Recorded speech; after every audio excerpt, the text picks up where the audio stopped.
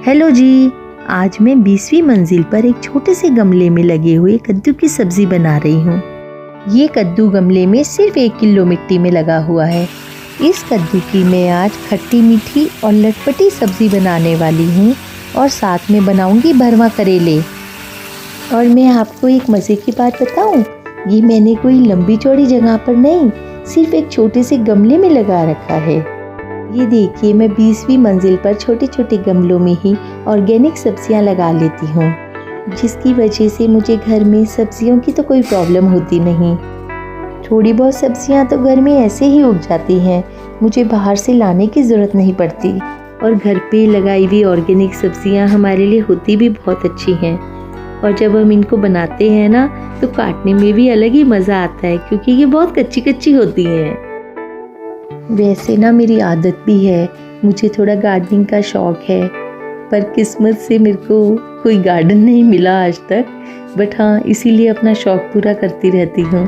छोटे छोटे गमलों में, क्यारियों में ऐसे ही घर में लगा लेती हूँ कुछ ना कुछ। जैसे हाँ, और कोई बीज होते हैं ना घर के, जैसे कोई आम का बीज या अमरूद के बीज होते हैं, मैं उनको इकट्ठा करके कभी कभी बारिशों के दिनों में ना, जैसे घर के आसपास या थोड़ा सा डिस्टेंस के ऊपर अगर कोई ज़मीन पड़ी हो या जंगल टाइप की जगह होती है, मैं वहाँ पर वो बीज लगा आती हूँ। तो उससे क्या होता है ना कि बारिशों में वो बीज अपने आप अंकुरित हो जाते हैं और पेड़ लग जाते हैं। उसमें मेरे को कुछ मेहनत भी नहीं करनी होती, और उससे ये है कि कम से कम थोड़ा बहुत तो हमारा कंट्रीब्यूशन हो ही जाता है। इसी तरह से आज भी मैंने इस कद्दू के थोड़े से बीज बचा के रख लिए हैं। अब मैं इनको फिर लगा लूँगी गमलों में, और इसमें मुझे 1 पैसे का खर्चा भी नहीं करना पड़ता। मैंने कद्दू की सब्ज़ी छौंकने के लिए सरसों का तेल डाल लिया है, उसमें कुछ मेथी के दाने डाल के कद्दू डाल दिया है, और साथ में 2-3 तेज़ पत्ते डाल लेती हूँ। कद्दू की सब्ज़ी में मेथी के दाने और तेज़ पत्ते का टेस्ट बहुत बढ़िया आता है। अब इसमें मैं सारा कद्दू डाल लेती हूँ, पर ज़रा ध्यान से डालना चाहिए, क्योंकि ये मेथी के दाने बहुत स्प्लिटर करते हैं। अब कद्दू में हम स्वाद अनुसार नमक डाल लेते हैं। नमक डाल लेने के बाद बारी आती है हल्दी डालने की। मैंने 1/4 चम्मच हल्दी भी डाल ली है। और हाँ, मैं आपको बताना भूल गई, ये कद्दू कम से कम आधा किलो का होगा। मैंने आपको पहले इसका वेट एग्जैक्ट इसलिए नहीं बता पाई थी, क्योंकि मैं बाज़ार से तो लाई नहीं थी, तो मुझे किलो में पता नहीं है, मेरे पास कोई वेइंग मशीन तो है नहीं। मैंने ऐसे ही कद्दू तोड़ा अपना और उसको बनाने लग गई, इसलिए अब आपको बोल रही हूँ अंदाजे से ये आधा केजी का कद्दू था जो मैंने तोड़ा है। वैसे मैं आपको बता देती हूँ, मेरी गमलों में 2-2.5 केजी के कद्दू तो आसानी से लग ही जाते हैं। अब मैं करेले बना रही हूँ। करेलों को मैंने छीलकर धूप में नमक लगा के रख दिया था।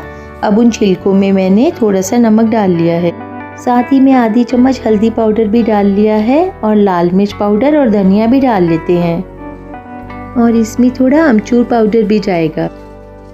और ये मैंने 2 साल पहले भरवा मिर्च का अचार बनाया था, उस अचार का ही मैंने 1 चम्मच मसाला इसमें डाल लिया है। आप इसमें कोई से भी अचार का मसाला डाल सकते हैं। अब हम इन सारे मसालों को अच्छी तरह से मिक्स कर लेते हैं। वैसे आपने देखा होगा, ज़्यादातर लोग करेले छीलकर नहीं बनाते, डायरेक्ट ही काट के बना लेते हैं, या फिर अगर छीलते हैं तो उसकी स्किन को फेंक देते हैं। पर हमें करेले के छिलकों को फेंकना नहीं चाहिए। ये मैं सूखे आम की चटनी बना रखी थी, वो मैं ले आई हूँ।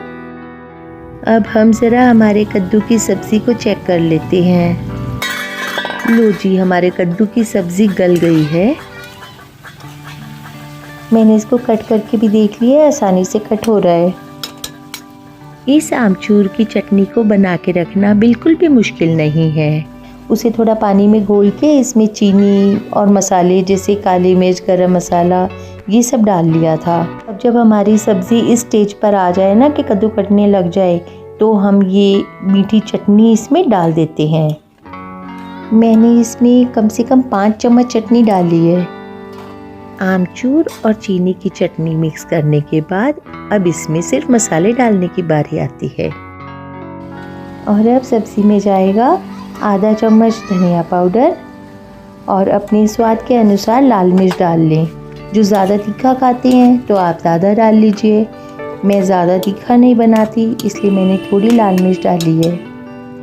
वैसे भी ज़्यादा मिर्ची खाना सेहत के लिए नुकसान ही करता है। अब सब्ज़ी तो मेरी साथ में तैयार हो ही गई है लगभग।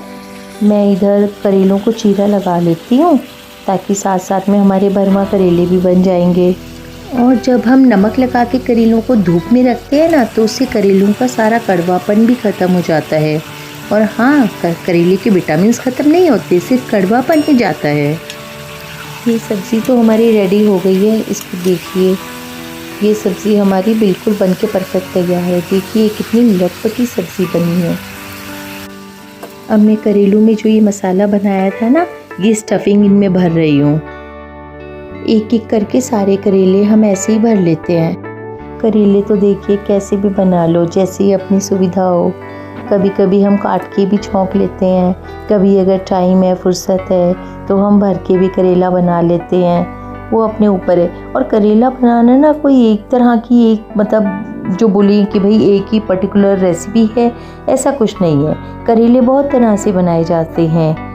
कई बार हम इनको प्याज टमाटर के मसाले में भी बनाते हैं। कई बार जो मैंने इस बार ये वाला प्रोसेस दिखाया है, इस तरीके से बना लेते हैं।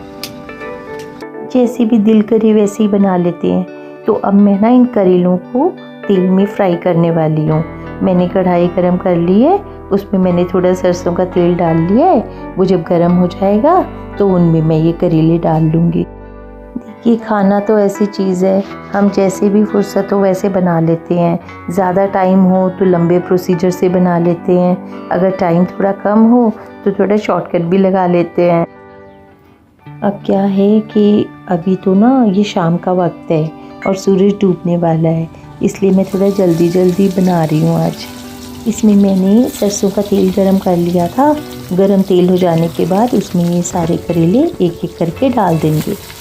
और करेलों को ध्यान रखें कि जिस तरफ से करेलों का मुंह खुला है ना, हमने मसाला भरा है, वो ऊपर की तरफ हो और इनकी बैक नीचे तेल की तरफ डिप हो जाए। मतलब इस तरह से बनाए हुए भरमा करेले ना, सच बताऊं, बहुत ही टेस्टी बनते हैं।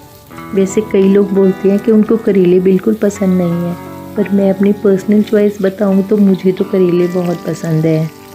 अगर आपको भी करेले खाना पसंद है तो आप मुझे कमेंट करके ज़रूर बताएं कि आपको पसंद है या नहीं। अब देखिए, इन करेलों को हमें बस पेशेंस के साथ भूनना है। धीरे धीरे इनको कढ़ाई में डाल के छोड़ दीजिए और आप साथ में अपना दूसरा काम करते रहिए। साथ साथ में ये धीमी धीमी आंच के ऊपर अच्छे से चारों तरफ से रोस्ट हो जाएंगे। वैसे मैं आपको बता देती हूँ, ये जो आज करेले की रेसिपी मैं आपके साथ शेयर कर रही हूँ, ये करेले आप 15 से 20 दिन तक आराम से स्टोर करके रख सकते हैं, क्योंकि इस रेसिपी में मैंने प्याज और टमाटर का बिल्कुल भी यूज़ नहीं किया है।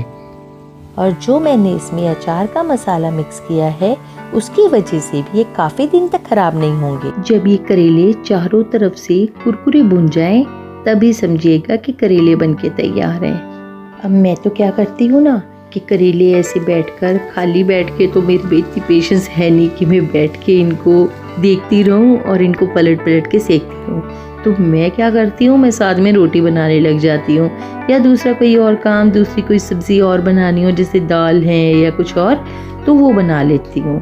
तो उससे क्या होता है कि मेरी दूसरी रेसिपी भी तैयार होती रहती है और इधर ये करेले भी भुनते रहते हैं। तो हुई ना ये एक फन दो काज।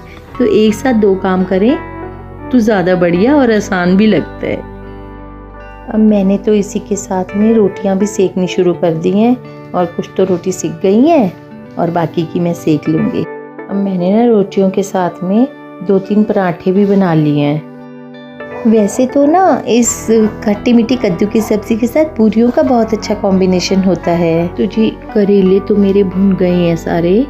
अब मैं इनको उठा के ना अंदर रख लेती हूँ। तो जी, अगर आज आपको ये खट्टी मीठी और लटपटी कद्दू की सब्ज़ी और भरवा करेले की रेसिपी पसंद आई है तो आप वीडियो को लाइक और चैनल को सब्सक्राइब ज़रूर करें। चलिए मिलते हैं फिर किसी नई रेसिपी के साथ। तब तक खाओ पियो, खुश रहो और अपना और अपनों का बहुत अच्छे से ख्याल रखें। और मेरा ये देखें, खाना बनाते बनाते पूरा अंधेरा हो गया है। मैं कोशिश तो कर रही थी कि अंधेरा होने से पहले पहले बना लूं, पर अंधेरा तो हो ही गया पूरा।